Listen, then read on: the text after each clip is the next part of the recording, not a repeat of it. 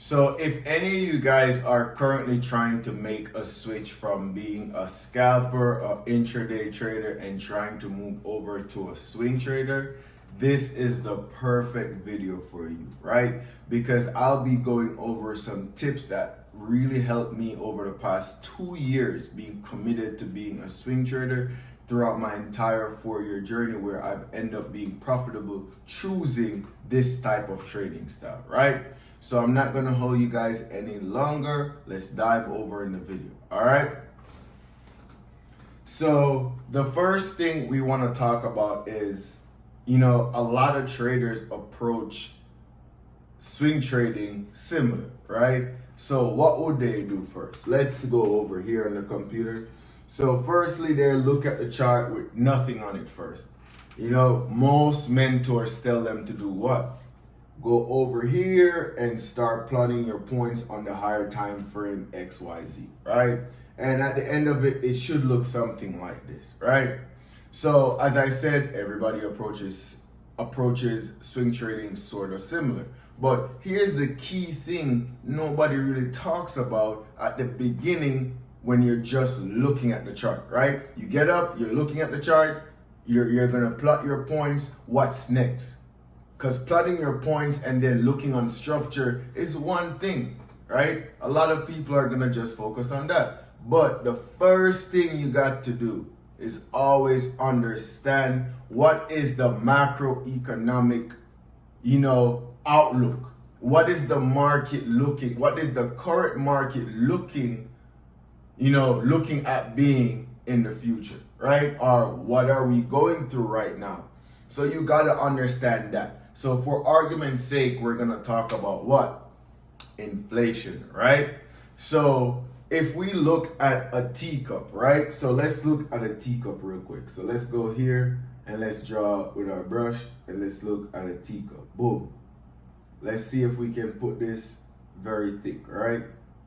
Right around here, right? So let's pull this here. So if you look at the market like a teacup, I'm gonna call this high inflation, right? And then over here, right? And then I'm gonna go ahead and add an arrow going down. After drawing our arrow to the downside, we're gonna go here. And this is how we're gonna look at the market, right? So this is where the market is gonna be slow. So let's call this area slow, right? And let's do it like this, and let's do it again, and then say high, right? Let's delete the word inflation for a second, right? Because this is very important for you guys to understand, right? So let's look at the cycle here, right? So if I get my arrow, you guys can see we're going here, we're going here, and we're going here, right? So where are we currently in the US market based on this teacup, right? We're here. We're literally right around here, and we're looking to go down to where it says slow. So now you understand the macroeconomic view that the US dollar is looking to do what? Have what? A smooth landing or a soft landing, right? My bad on smooth. We're looking to have a soft landing. And I feel like soft landing is somewhere where I marked out slow, right? So now that I understand from the US point of view what's going on, that we're expecting inflation to go down, now I can say to myself, all right, if inflation is going down for the dollar, what is happening in the UK market, right? So now I go over to the UK and try to understand what is happening on a macroeconomic scale too. What are they facing? They're also going through inflation going down, right? Which still can affect their market. But guess what? They have different bullish situations that's going on, like tax cuts and all these different things, plus the US dollar dropping in inflation so heavily, right? So those are the things that you gotta look on, right? Because I already understand from my little teacup diagram right here that I'm expecting the US to do what? Have a soft landing. So now if you look at this and you understand that, all right, inflation is going down, I'm going to try to make sure if I'm trading a market, say GBP USD, because I'm going to use GBP USD for my explanation in this video, right? So if I'm trading GBP USD and I understand that inflation is falling in the US, inflation is falling in the UK, but tax cuts is going on in the UK, I can understand that, okay, maybe for right now, the pound versus USD is going to be bullish. And guess what? We're expecting these cuts, these inflation cuts to happen for the US over the course of next year. So think about it. Now I understand the macroeconomic view, the overall view in the market. Now I can get up confidently when I plot my points on the chart. I'll know what to be looking for next, right? Because currently, right, I am not looking to take any trade that's not giving me a buying opportunity. And you hear what I'm saying, right? I understand the macroeconomic view. So now I feel like most of my trades are going to come from what? Buys. Because I'm going to expect the dollar to lose value, so I'll try to buy the pound. And that's so simple. Look, just understanding my fundamentals alone gave me an edge over the market a little bit, because I'm not just going in from a technical point of view and not from a fundamental point of view, right? So now I understand macroeconomics, right? So what's next, right? So we're gonna go here and we're gonna write down all the things that we're looking for. So we're looking for we're looking for the macroeconomics, right? So we're trying to understand what the market is looking at on a longer term, right? So that's one. So that's the first tip to being a successful swing trader, right?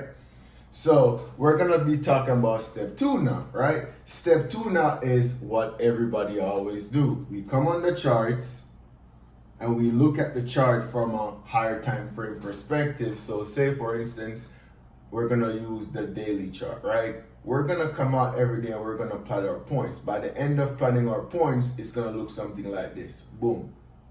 So now I understand where all my points are. All I have to do now is do what? Understand market structure, right? So now the second point for me is understanding market structure. Understanding market structure. Because everything has to add up at the end of the day, right? So if my macroeconomics is saying longs, structure has to be long. Like I cannot be trading in a bearish market and expecting the macroeconomics to be long. No, it's not gonna work, because everything has to sync. Everything is what we call what? A confluence. So you cannot see macroeconomics going up and you're going to be saying, okay, we're going to go bearish. No, relax and just look at the bigger picture. You're a swing trader. Remember, you're not an intraday trader. You're not a scalper. You're a swing trader, right? So let's go over a little bit. So now that we understand that we need macroeconomics and we need to understand market structure, right? Understanding market structure, if I give a quick rundown, we're looking at what? We had price pushing down, price coming up, creating this high, right? Then what happened next? The market came back down and we had what? A break of this high. So now I understand that this level got tampered with. So now I definitely need to start looking at structure. And what do we get? We get higher low, higher high, higher low, higher high, higher low, higher high. So now you guys understand that we have market structure. So that's the next point. So this is how market structure is going to be very simple if you understand step 1 first, right? So now we understand market structure. We understand that we have higher highs, higher lows. We have what we need for a bullish perspective, right? So the next point now is to understand what news are we focused on right now, right? So what economic news event are we focused on right now? All right, so that's part 3. So let's go over and look at where we had Thursday, where we had final GDP, right? So Thursday morning we got up, we had final GDP, we expected 5.2, we got 4.9, right? So for that entire day, Thursday, right? And this is what I talk about when I say understand fundamentals, right? If you understand fundamentals, final GDP. So what about GDP that you got to pay attention to, right? So first, what is GDP, right?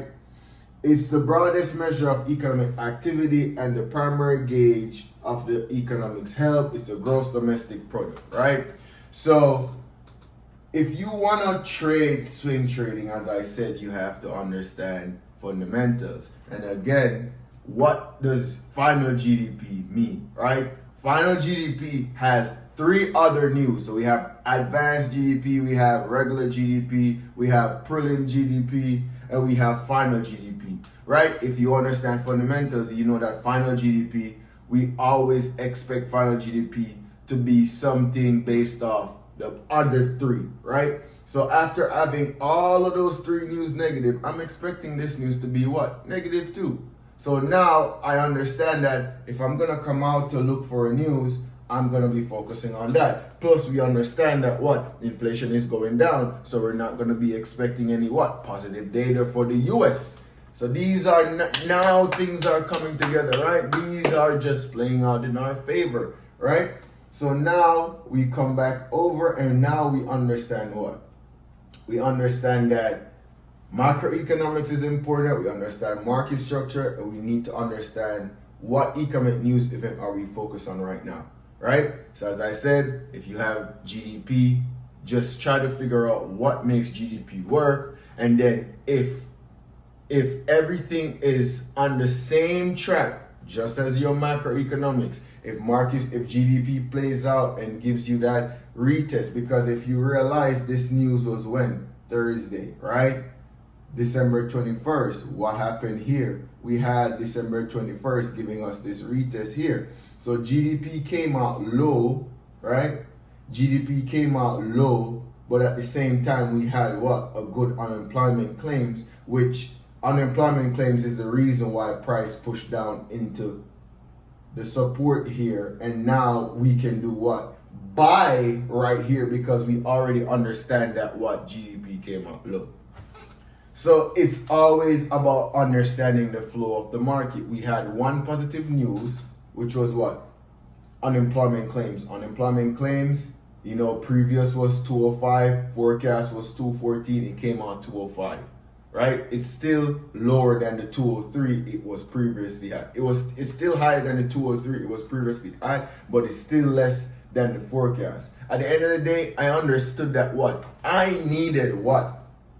I needed a retest to take place on this level here for me to be what? Feeling a little bit more confident about taking what? My buys. And what is my buys coming off? Step 1, understanding the macroeconomic view. Step 2, understanding the structure. And step 3, understanding the event that is currently happening. So if I understand those 3 things, my trading process becomes so much easier. Right? The only thing that's left now is to understand what? Risk management, right? Because now you understand where to take your trades, what to look for, what to expect, what to do. Now it's all about risk management, right?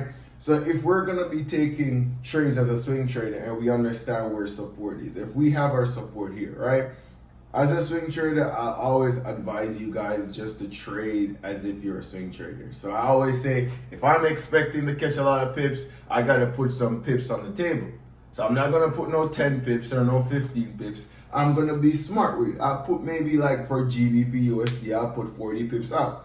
It's lower than the low here for me. So I'm going to do what? I'm going to take the trade here. And that's personally how I feel, right? And now I know that if I have $1,000 to trade and I take my position here and I'm risking, if I have $1,000 and I have 40, say 40 pips right here. I gotta be smart and say like, all right, what am I gonna risk? It's either I'm gonna risk $400, $200, $100, or $50, right? And then now I'm gonna say to myself, I have $1,000, right? If I lose 400, is that okay? No, I'm losing 40%, unless you're that type of trader, right? Or am I gonna lose $200, right? That's 20%, right? So you're gonna start weighing it out now. But if you're a swing trader, I always tell you guys, use the lot size that will give you the most confidence, right? So if I'm using $1,000, maybe if I feel confident, because I'm a swing trader, I'm expecting this move to last for a minute, so I'll put the $200 up. And that's personally me, right? That's personally me. That's why I said you're gonna have to understand who you are, right? For that $1,000, I feel comfortable with my bank account that I can risk that $200, right? But on a smarter scale, I would say risk $100. Lower the lot size and risk $100. It's so easy, super easy, right? So I feel like we've went over all the points for, which is what, risk management. All right. So I feel like all these 4 points, all 4 points here, right? I understand that I didn't dive in too deep. I didn't do all of that, but this video is not really for people who are just starting out. It's when you understand the market and you're trying to make that shift and you're just trying to understand what is going on, right? So as I said, the 4 tips that really helped me elevate as a swing trader is understand what is happening on the macroeconomic scale. 2, understanding what is happening from a market structure scale. 3, what economic events are we focused on right now? Because we got to plan for those, right? And 4, risk management, right? So if you guys like this video, if you guys find anything interesting in this video, the only way the algorithm will get my videos out there is if you guys hit that subscribe button, all right? And I always promise you guys I'll be dropping a lot of values. You know, I'll be doing way more just to see if I can help out the industry with whatever information I know, right? So as I said, if you guys find any value, just let me know in the comment box below, because I would really appreciate it. And if you guys feel like there's any tips or anything that you guys can add to what I said, or any corrections to what I'm saying, because I'm open to learn, just go ahead and comment down below. I'll quickly respond to you guys. All right, I'll see you guys in the next one.